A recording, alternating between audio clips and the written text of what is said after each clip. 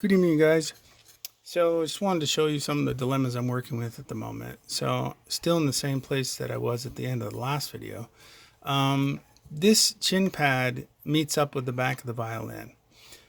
In some cases, the chin pad meets up with the side, and in some cases it doesn't. So this line here, right here, represents the end of my artwork. So everything after that, I have to make up.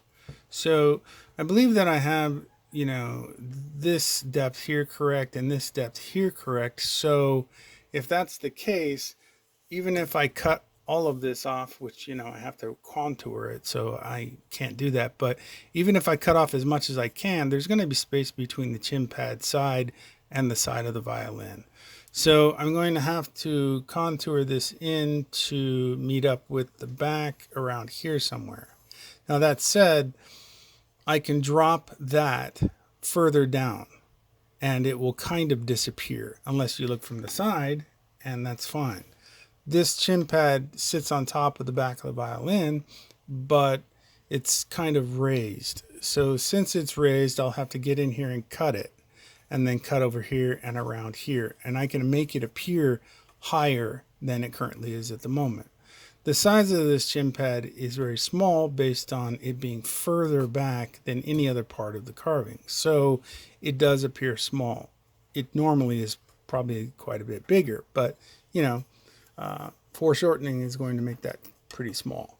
Now that said, I think my next stage is to go ahead and cut this out and cut back down lower back here, get the back of the violin in. It will kind of disappear, which is fine.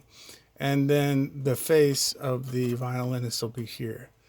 And then at this stage here, this is the, I don't know what they call it. It's the